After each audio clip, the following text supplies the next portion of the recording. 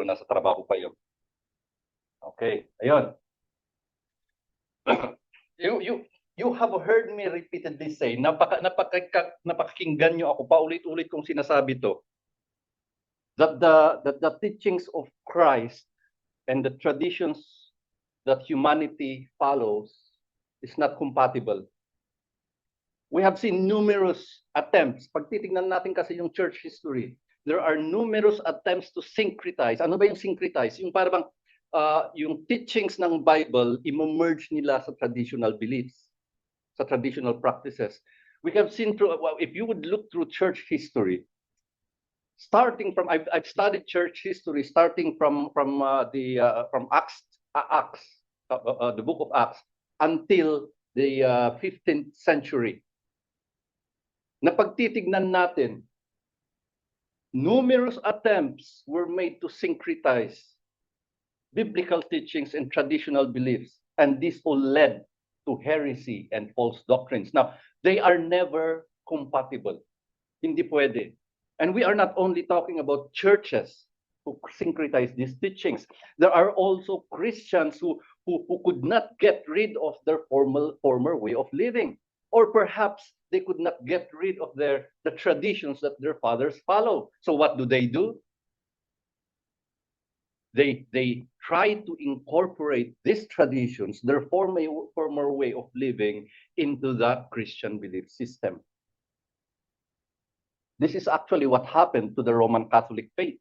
In their effort through church history, in their effort to gain popularity, they take the local belief system and integrate it with their belief system.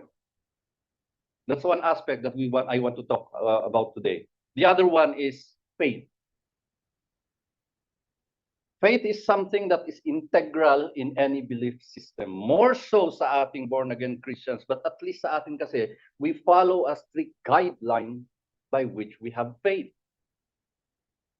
All Christians have difficulty in this doctrine. Pati ako. I could not, people, some Christians might believe and understand something, but they lack faith in it. Some Christians may know the truth, but they lack faith in it. Itong dalawang ito, these are what I want us to talk about as we dive deeper in our understanding of the book of Matthew. The incompatibility between between new teachings and old traditions, and the power of faith. Oh, I just hope and pray na yung ipinabinigay ng Panginoon sa akin is yun ang mai-share ko sa lahat ngayon. How true faith could turn the world upside down, or at least, the very least, how faith could radically change our individual lives. So we continue our analysis on the book of Matthew. Last week, we started in chapter 9 and ended with chapter 13. But can you please, everybody stand up, please, as we read the word of God. Naibasa ito ni Lindsay kanina, Matthew 9, 11, 12, 14 to 26. Then the disciples of John came to him saying, "Why do we and the Pharisees fast often, but your disciples do not fast?" Then Jesus said to them, "Can the friends of the bridegroom mourn as long as the bridegroom is with them? But the days will come when the bridegroom will be taken away from them, and then they will fast. No one puts a piece of unshrunk cloth to a new garment, for the patch pulls away from the garment, and the tear what is made worse. Nor do they put new wineskin into old wineskins, or else the wineskin would break and the wine is spilled, and the wineskins are ruined. But they put new wine into new wineskin, and both are preserved." While he spoke these things to them, behold, a ruler came and worshipped him, saying, "My daughter has just died, but come and lay your hand on her, and she will live." So Jesus arose and followed him, and so did his disciples. And suddenly a woman who had a flow of blood for 12 years came from behind and touched the hem of his garment. For she said to herself, "If only I may touch his garment, I shall be made well." But Jesus turned around, and when he saw her, he said, "Be of good cheer, daughter, your faith has made you well. And the woman was made well from that hour. When Jesus came into the ruler's house and saw the flute players and the noisy crowd wailing, he said to them, "Make room, for the girl is not dead, but sleeping." And they ridiculed him. But when the crowd was outside, he went in and took her by the hand, and the girl arose. And the report of this went out into that land. Let's bow down our heads for prayer. Holy Father, yes, indeed, we thank you for this opportunity once more to gather us here. Lord, I pray, oh Father, that your presence be felt in this service, even those who are online. I lift up to you everyone who's not feeling well, oh Father. Touch them with your healing hands in Jesus' name. Make them a testimony of your goodness. But as it is, oh Father, let your Holy Spirit strengthen his hold in each one of us here. Allow us understanding of these things. And be with me, O Father, that I may be able to give justice to your words. That I may be able, O Father, to preach what you have placed in my heart. Hallelujah. Glory be to your name. Overwhelm us you with your presence so that only your truth would come forth and only your name be glorified. In Jesus' name we pray. Amen and amen. Po tayong lahat. Okay, so as we usually do, himay-himayin natin itong mga to.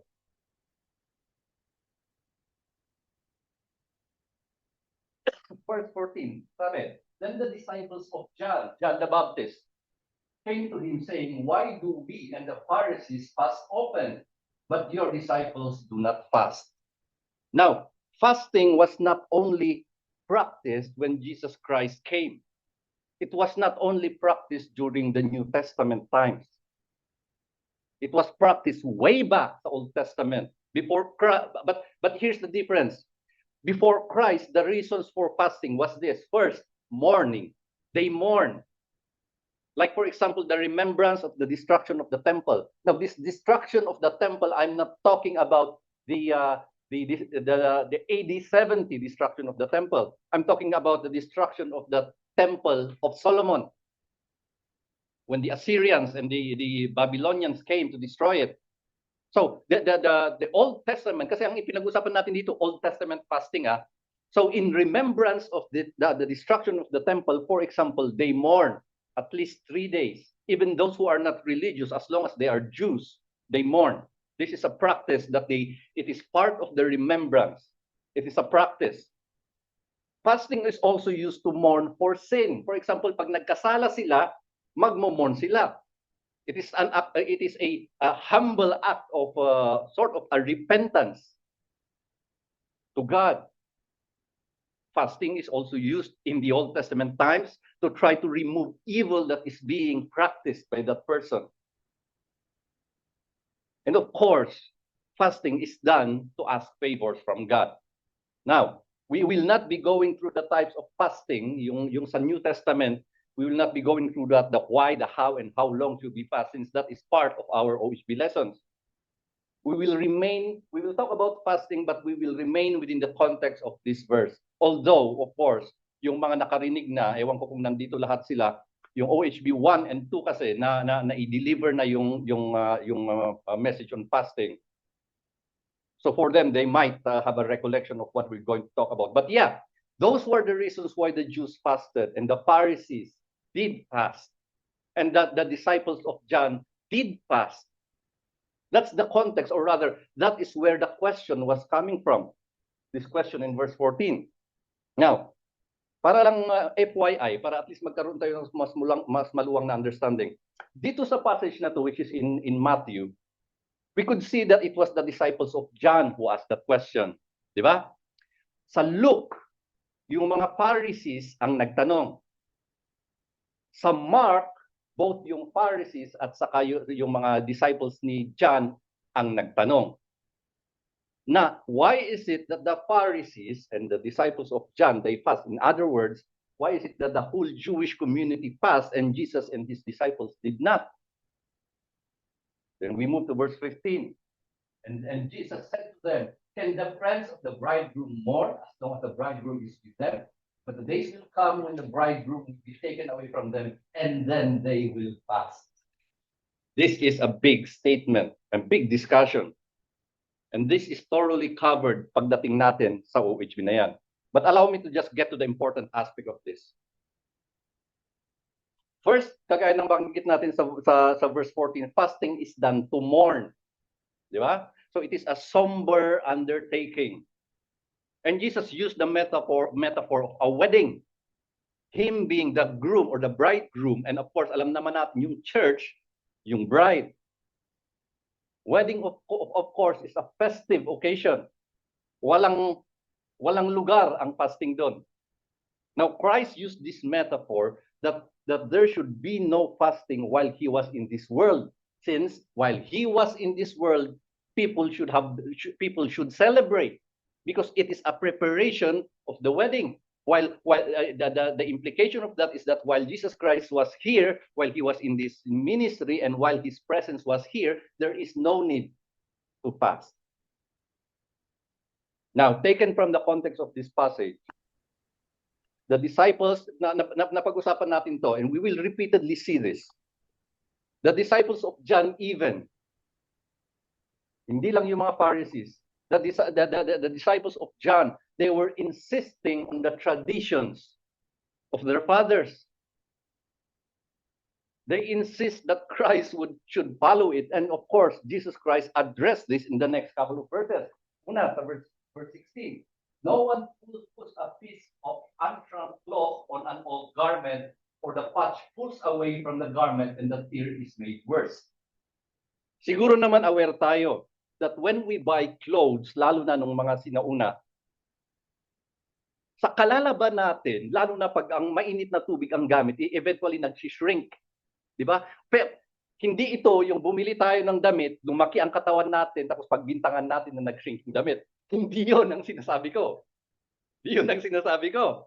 But yeah, but the thing is, yeah, clothing, especially yung mga material na ginamit noon, they shrink through time. Such that if these old garments na nag-shrink na, nagkaroon siya ngayon ng punit, it's not appropriate to put new clothing to patch it. Why? Kasi mag-shrink yun, eventually mag-shrink yung new cloth na yun, and it will tear itself off. Jesus Christ was building a metaphor here. So let's continue on verse 17. Nor do they put new wine into old wineskin, or else the wineskins break, the wine is spilled, and the wineskins are ruined. But they put new wine into new wineskin, and both are preserved. Similarly, goat skins, sheep skins, or the skin of bigger animals, it was used as a container back then. The container for liquid such as wine. Now, what they do is they carefully remove the skin na walang sugat. So they try to pull the carcass out of this entire skin, and then they dry this, and then once it's fully dried, they tie one end, and then yung kabilang end niya, yun yung mouth of the liquid container. Now, new wineskin are used for new wines. Kasi as wine ferment, they expand, and the wineskin expand with it. So as with the clothing metaphor, they do not use used or old wineskin for new wine. Why? Because the old goat wineskin would also already have maximized its expansion. Na pag maglalagay ka ng new wine, mag-i-expand yun, wala nang capability yung wineskin na mag-expand. Ano mangyari? It will burst. Now, what is Christ trying to say here? Let's just get to the point directly. Remember Romans 12:2. Be transformed by the renewing of your mind. That is similar to this metaphor. That Christ's teachings cannot be applied on the traditions that the Jews were following. They should get rid of this old way of thinking and receive the teachings of Christ with a fresh, new mindset. The teachings of Christ, again, is not compatible with the traditions that the Jews were practicing. So yon. Moving on. Verse 18. While he spoke these things to them, behold, a ruler came and worshipped him, saying, "My daughter has just died, but come and lay your hand on her, and she will live." A ruler here may be the same with our barangay captain and mayors in the Philippines. But in the LSB and the NASB, as Lindsay read a while ago, the ruler is referred to as a synagogue official. But regardless, just try to immerse yourself into this story. The ruler did not say his daughter was sick. The ruler knew that his daughter already died. Yet he knew that Christ would raise her. That's the faith of this man. Pag-usapan natin yun mamaya. Now, understand this. This is not a desperate plea of a mourning father. This was faith in action. The ruler knew that Christ only needed to lay his hands on his dead daughter and she will be raised.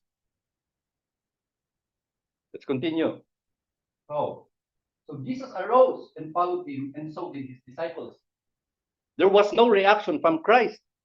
Christ did not say anything. He probably have seen the faith of this man, and immediately stood up to follow the ruler. And of course, the disciples followed him. Now, ganito, as I said, always immerse yourself in the story. So as they were moving towards the house of the ruler, siguro they would pass by a crowded area. So that they would pass by a crowded area. I want you to understand that as we move to verse 20. And suddenly a woman who had a flow of blood for 12 years came from behind and touched the hem of his garment. For she said to herself, "If only I may touch his garment, I shall be made well." Other versions, they use the word hemorrhage.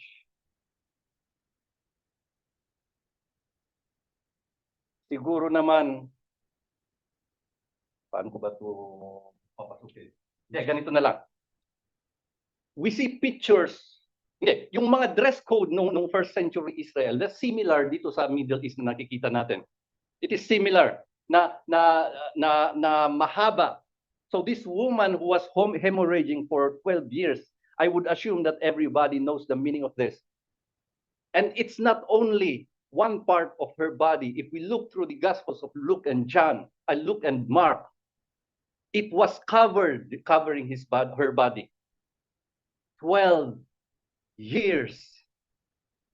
So perhaps she was so thankful that finally Christ was passing by her area. So she touched the fringe, the edge of the long clothing that they wore. And look at verse 21. For she said to herself, "If only I may touch his garment, I shall be made well." She did not think, hindi niya inisip na, siguro, pag hinahawakan ko yan, siguro mahihil ako. Walang pag-aalinlangan. No hint of doubt. She was so sure that if she touched the garment of Christ, she will be saved. Or rather, her sickness would be healed. Tuloy-tuloy natin. But Jesus turned around, and when he saw her, he said, "Be of good cheer, daughter, your faith has made you well." And the woman was made well from that hour. Itong kwan kasi, maybe you remember me saying na itong book of Matthew, it is condensed, meaning pinaikli nila. Kasi this event, pag makikita natin sa Luke and Mark, ito yung kwan, you remember this story na Jesus Christ felt power coming out of him. Nung hinawakan nung woman yung damit niya at nahil siya, Jesus Christ felt power coming out of him. And sinabi pa niya, "Who touched me?" And then the disciples asked, "Lord, we are in a crowded area. How will you ask who touched you?" Ganito yung pag-rendering sa Luke. Now, when Jesus Christ saw the woman, he encouraged her, letting her know that it is through her faith that she was saved from her condition. Now, after this event in that crowded area, simply Christ and his disciples continued to follow the ruler to his house, and eventually they reached the house. So, sa 23 tayo. When Jesus came to the ruler's house, so the players and the noisy crowd wailing, mourning, yung pagmumorn nila sa patay, it was short back then. Kasi walang formalin. On the day, kung namatay sa umaga, ililibing rin sa hapon.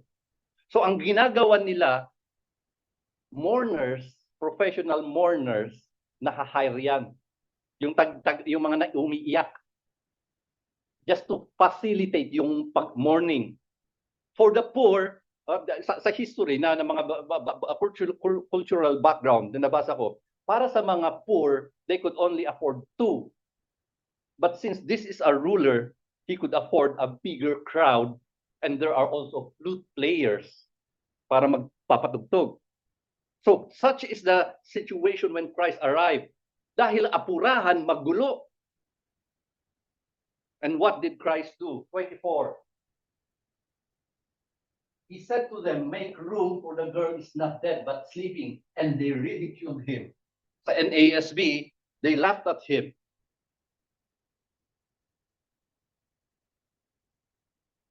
Jesus Christ asked those who were professional mourners, siguro nag-umpisa na silang umiyak, yung mga flute players, to leave. They were not needed since the girl is not dead, but just sleeping according to Christ. Of course, everybody knew that the girl was dead. This was the news that the father, the ruler, brought to Christ. But they laughed at him. They ridiculed him because they didn't know who he was. They did not believe Christ as the ruler believed him. They didn't have the faith of the ruler. So 25 and 26. But when the crowd was put outside, he went in and took her by the hand, and the girl arose. And the report of this went out into all that land. So after everybody left, Christ came into the room where the dead child was, held her by the hand, and the girl just got up. Just like that. Of course, this is something that is out of the ordinary. It was hindi lang yung household ang nakakaalam, hindi lang yung pamamahay na yun ang nakakaalam na patay na yung bata. The father being recognized as a ruler or a temple official, marami siyang jurisdiction. So kilala siya. So perhaps the whole community knew that the daughter was dead. Besides, nakita ng mga tao na ang daming mga professional mourners at saka flute players na pumunta doon, they know that somebody dead. They knew that somebody died. So when news came that the girl was alive, of course, imagine na lang, this news spread out throughout the land. That's the passage. Again, as I mentioned, we won't dig deep into the fasting part since dalawa na sa OHB ang nakatapos dito, and eventually we will reach this. But I'll just give you this. The Old Testament teachings on how to conduct fasting is different to what Christ taught. There are similarities, but in the New Testament teaching, and of course that is where we are leaning on, whatever objective we have in fasting should not go astray from the primary reason why we fast. Regardless of the motive. Siguro ang motivation natin to fast is a big decision that we have to undertake. Or probably it is a big move such as setting up a church. Or probably there is a sin that we could not get rid of. Or probably there are conflicts within our relationship. But whatever the reason is that we fast, this should just be secondary to the primary purpose, which is to draw ourselves closer to God. That is the primary purpose of fasting. We fast so we draw ourselves closer to God, because as we draw ourselves closer to God, by the leading of the Holy Spirit, we would be led to the will of God. Ganito to, how it works. When we are within the will of God, the decisions that we will take will be in line with the will of God. The big things that we have to go through, we will not be afraid because we know that He is with us. That if there is a sinfulness that we want to get rid of, He will give us the strength against it, and He will cleanse us from all unrighteousness. If there is a conflict, relational conflict that we have, He will be with us to guide us and teach us how to deal with it. All of these things are secondary to drawing ourselves closer to God. So yan yung fasting. Now, itong dalawa na to, ito yung sinabi ko nung una. First, faith. As mentioned before, faith is something that all Christians are working on. Nobody could say that their faith is perfect. We are all working on it. So in that sense, I hope that you will not get tired of hearing about these things. Kasi pag titignan mo the whole Gospels, the whole epistles, it always talks about faith all throughout the New Testament until Revelation. Faith lahat ang pinag-uusapan doon. So first, the ruler of the faith of the ruler and the sick woman. Let's revisit the passages. First, Matthew 9:18. While he spoke these things to them, behold, a ruler came and worshipped him, saying, "My daughter has just died, but come and lay your hand on her, and she will live." I mentioned a while ago na doon nga sa LSB at saka sa NASB, LSB, Legacy Standard Bible, NASB, New American Standard Bible. It indicated, these two versions, it indicated that this is not merely a ruler. This is an official of the synagogue. Official of the synagogue, such as the Sadducees, the scribes, the Pharisees. And these people, they are all against Christ. Well, hindi naman lahat, not all, but most of them are against the teachings of Christ. Most of them are against the way that Christ conducted his ministry. And the ruler is one of that group, at least belongs to that group. So for sure, he might have heard Christ, or he might have witnessed the wonders that Christ did.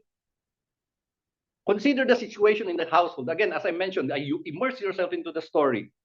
Consider the situation in the household. The professional mourners were already there. The flute players were already there. So maybe the ruler accepted the fact that his child died, and he prepared for it. Now, we don't know what prompted him to go to Christ. Siguro, ang isang pwede natin na maisip doon is, when Christ moved over from Gadarenes to Capernaum, siguro nag-umpisa nang mag-travel yung news na nandun siya. Siguro that's what motivated him. So when he heard that Christ is back in Capernaum, siguro na i-prepare na niya lahat yon, nabuhayan siya ng loob, tumakbo papunta sa coast. And dun nga nahanap nga niya si Christ, and look at his faith.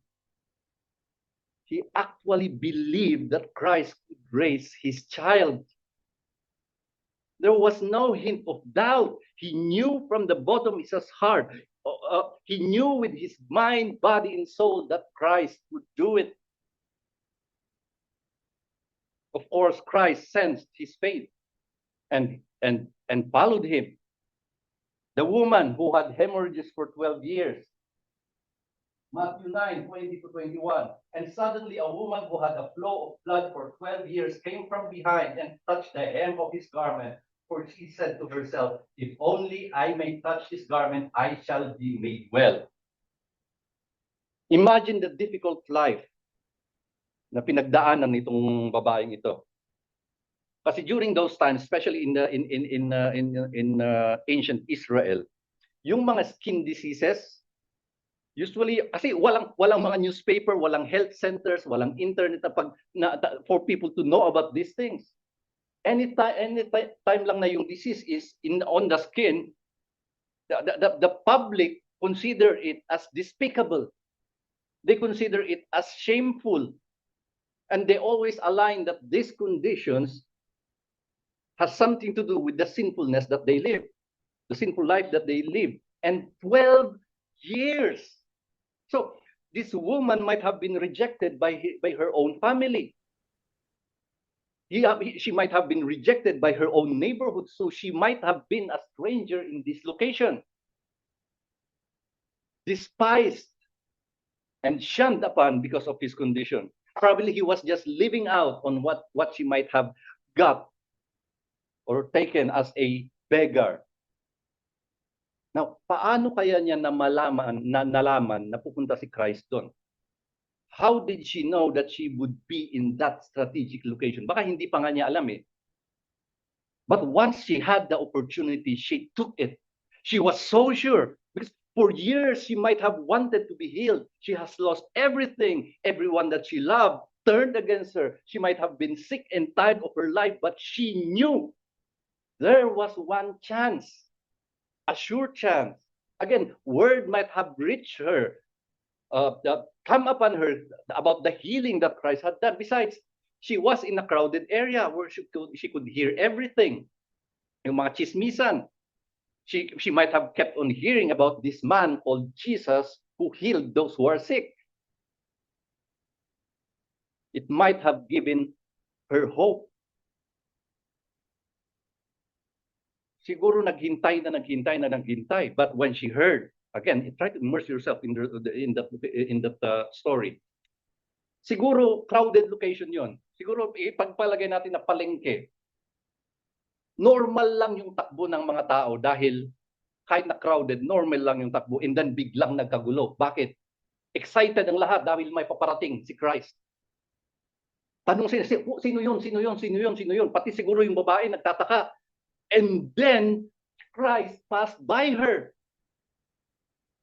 Imagine what she could have been thinking. Nung she was hoping na kung ano nangyayari, and then, nandiyan na. Dadaanan na siya si Christ. She might have heard stories, and these stories has built up her faith, a faith that is unshakable. She didn't have any amount of doubt that if only she could touch the garment of Christ, she was so sure that she would be healed. Now, these two people, they had faith that is difficult to duplicate, especially in this world where we are forced to believe in the concept of to see is to believe. And if we look at it, itong dalawang to, where is their faith directed at? Well, it is not directed to what they will receive. The ruler said, lay your hand on her, and she will live. Anong sabi ng woman? If only I may touch his garment, I shall be made well. The faith was on Christ. Absolute faith. Nabanggit ko sa introduction kanina. The power of faith that it would radically change our way of life. For the ruler, he lost his daughter. There is nothing more radical than getting back a dead loved one. That was the product of his faith on Christ. For the woman, she might have already accepted her condition. She might already have accepted the fact that she would die in her condition. It was a terrible way of living a life. Then through her faith, the product of her faith in Christ has allowed her to turn her life around. A brand new life, clean of her bleeding. What of us? Now, I think one of the reasons why we lack faith, one reason is that we are not so keen in our calling. Now, anong calling itong sinasabi ko? The call to be sanctified. One reason why we lack faith is that we know deep in our hearts that we are not worthy of what God is going to do for us. Well, yes, we are not worthy of the grace of God, but yet He gave it to us. But what I'm talking about is we lack faith because we know deep in our hearts that we are not actively participating in our sanctification process. God works for the good of those who love Him. Those He has called according to His purpose. Ano yung purpose na yon? To conform to the image of His Son. Now I ask you this, do we love God enough to have faith that He will work for our own good? Or rather, are we working hard to conform into the image of His Son to have faith that God will work for our own good? So you see, it is not enough that we know. In our lives as born-again Christians, any knowledge that we have on the Word of God should be seen in the way that we live our lives. Any teachings or commands of Christ that we know and understand should be reflected in the way that we live our lives. And in most often, it is only us who knows the reality of this. I mean, we know whether we are indeed applying what we know. That is why we lack faith, because even though we know, we are guilty that we are not applying it. Denying ourselves on the beautiful change this kind of faith could give us. This connects to verses 16 and 17.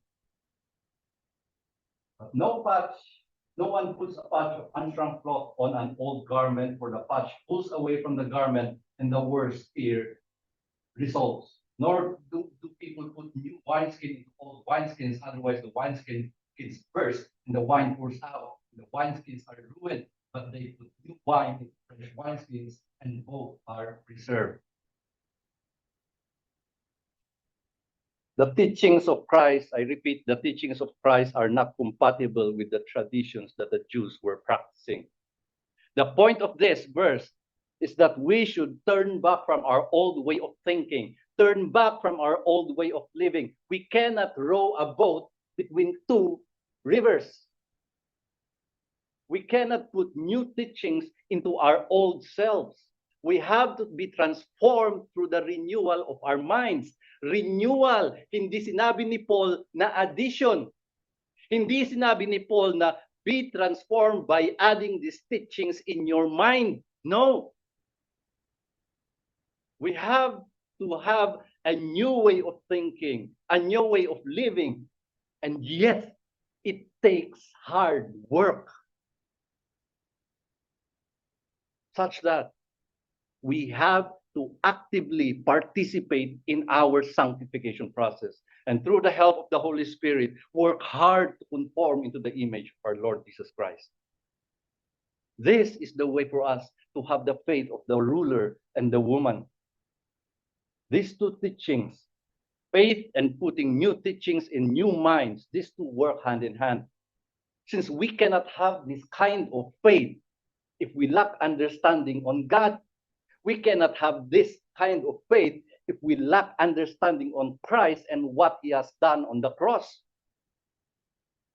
And we know that as we learn more about these things, as we learn more about God, as we learn more about Christ, as we learn more about our salvation that is made possible when the sinless one who is called Jesus Christ took upon Himself all our sins, and at the cross received the penalty that all of us should have taken. That is the love of God. Understanding of these things, that the love of Christ, that is the gospel. If we have sound understanding of these things, our faith is strengthened. As we continue to work hard to draw ourselves closer to God, work harder to deepen our relationship with Christ, our faith is strengthened. And all of this can be achieved if we actively and intentionally participate in our sanctification process. Adhere to the leading of the Holy Spirit and use your Bible more than just a decoration. Because the Bible contains everything we need to do. It contains everything we need to know to be able to have the faith, the ruler, and the woman. Absolute faith in God, in and to our Lord Jesus Christ. Now, what is the beautiful thing that would happen to us if we have this faith? Listen to this. This is important. What is the radical change that we will get? Kagaya nung nangyari sa healing woman and the resurrection of the ruler's daughter, which has been the product of their faith, what awaits us if we have this faith? Once we have this faith, we will have joy, the joy and peace of our salvation. We will have true joy and peace amidst the things of this world. Now, this is huge. Kasi tignan lang ninyo, when we have this joy and peace that comes with our salvation, it will negate or it would repel, walang epekto yung mga negative things na nangyayari sa paligid natin. When we have true peace and joy, nothing could overwhelm us. Kahit na anong problemang dumarating sa atin, nothing could overwhelm us. And we could enjoy our lives as children of God. That is a big change that comes when with true and strengthened faith. We will have this faith such that if we kung ganun ang faith natin, if we have that faith and we quote Romans 8:28 that God works for the good of those who love him. When we have that faith, we are saying this with utmost conviction, with absolute faith and with expectant hearts. We would be confident that indeed God will work for our own good. So kung may problemang nangyayari, kung may dumating bang issue na ganyan, we will not be easily dissuaded. Hindi tayo basta-basta na lang madi-discourage. We don't get worried because we know that God will work for the good of those who love him. You see that? That is the beauty of Christianity. But we can only have this kind of life if our faith is strengthened, and we can strengthen our faith only by growing in our knowledge and understanding of the Word of God, and turning back from our old way of living. Any remnant of our old self, our sinful self, should be gone, because new wine cannot go into old wineskins. Oh, I hope and pray that you get the full picture here. We need to be intentional and be active in our sanctification process to have the faith of the ruler and the woman. And when we have that faith, we will experience the true beauty of being a child of God.